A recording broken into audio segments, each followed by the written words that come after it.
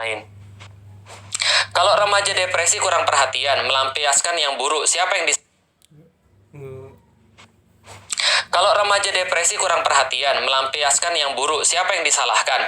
Saya nggak bisa menyalahkan total pada orang tuanya karena life is choice. Dan kita sudah tahu bahwa setiap manusia ketika dia sudah balik, maka Allah memberikan dia akal. Akal inilah yang Allah sampaikan. Allah kasih dua pilihan pada akal itu. Wahadainahu najdain. Dan Allah sampaikan pada mereka ada dua jalan. Silahkan mau pilih yang mana? Melampiaskan yang buruk, siapa yang disalahkan? Kalau remaja depresi kurang perhatian, melampiaskan yang buruk, siapa yang disalahkan? Saya nggak bisa menyalahkan total pada orang tuanya karena life is choice. Dan kita sudah tahu bahwa setiap manusia ketika dia sudah balik, maka Allah memberikan dia akal. Akal inilah yang Allah sampaikan. Allah kasih dua pilihan pada akal itu. Wahadainahu najdain. Dan Allah sampaikan pada mereka ada dua jalan. Silahkan mau pilih yang mana? Mau jalan yang fajir atau jalan yang takwa? Semua itu adalah pilihan dia. Kalau seandainya, contoh ya, misalnya ada seorang muslimah misalnya, dia sudah gede tapi dia nggak nutup aurat. Dalam Islam kan berarti kan ini sesuatu yang haram. Nah, ketika dia tidak nutup aurat, maka kita tanya, orang tuanya pernah ngajarin dia atau tidak? Kalau orang tuanya nggak pernah ngajarin dia, maka orang tuanya punya saham keburukan di situ. Tapi bukan berarti dia juga lantas lepas daripada semua kesalahan-kesalahan dia. Enggak, karena dia sudah punya akal, sudah balik, maka dia juga akan dimintai pertanggungjawaban. Kalau orang tuanya sudah ngomongin dia dan dia tetap nggak mau, maka orang tuanya sudah lepas dari dia. Artinya orang tuanya sudah tidak punya lagi dosa atas perbuatan maksiat dia, karena orang tuanya sudah melakukan porsinya. Dia yang belum melakukan porsinya untuk segera menutup aurat. Jadi gitu ya. Jadi kalau ada remaja yang depresi kurang perhatian, ya tergantung orang tuanya sudah memperhatikan atau belum, atau jangan-jangan itu cuma perasaan dia bahwa dia tidak diperhatikan. Ini banyak kasus. Yang jelas teman-teman sekalian, semua daripada kita punya pilihan.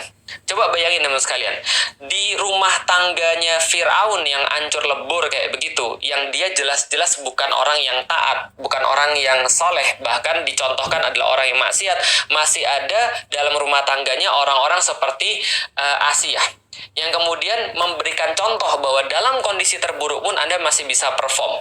Atau dalam kasus misalnya sebaliknya anak Nabi Nuh, gitu kan ya, yang ketika dia itu sangat-sangat mulia, ya namanya juga nabi gitu ya, tapi punya anak yang membangkang gitu ya. Jadi ini bisa jadi sebaliknya, atau bisa jadi orang tuanya ini orang tua yang baik banget, tapi anaknya nggak baik. Ada juga. Apa contohnya? Ya dalam suratul Kahfi misalnya. Jadi ini ada banyak variabel. Tapi yang jelas kalau saya secara pribadi lebih mudah untuk mengatakan Anda punya pilihan untuk berbuat sesuatu. Anda punya pilihan untuk menaati Allah atau tidak menaati Allah.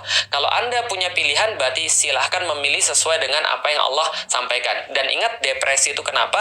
Depresi itu karena kita punya harapan tapi nggak tercapai. Maka Islam sudah punya cara untuk mengatasi depresi. Gimana caranya? Entah harapannya yang ditarik ke arah realitas atau kenyataan, atau kenyataannya yang dibawa ke arah harapan.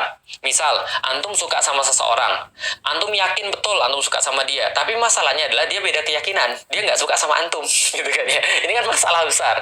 Nah, maka bagaimana cara menyelesaikan masalah? Ketimbang depresi seperti kisahnya Laila dan Majnun, maka Anda memilih untuk bisa jadi satu, realitasnya kemudian didekatkan, harapannya didekatkan pada Anda dengan cara kita ya, ibaratnya kita inilah menurunkan harapan. Jadi didekatkan harapannya ke arah kenyataan. Misalnya dengan cara apa? Ya sudahlah, kalau dia nggak mau, ya sudah, nggak harus seideal itu. Mungkin bisa jadi yang lain. Kan gitu kan ya. Ini menarik harapan ke realitas. Tapi bisa juga menarik realitas kepada harapan. Kita kalau ditolak kita bilang, saya tidak akan menyerah, saya mau coba lagi. Emang kenapa sih kamu nolak saya? Apa yang bisa saya lakukan supaya kamu itu mau untuk nerima saya? Oh mudah, cuma satu syaratnya, silakan sampaikan. Nguras laut. Nah berarti itu mungkin kita stres lagi.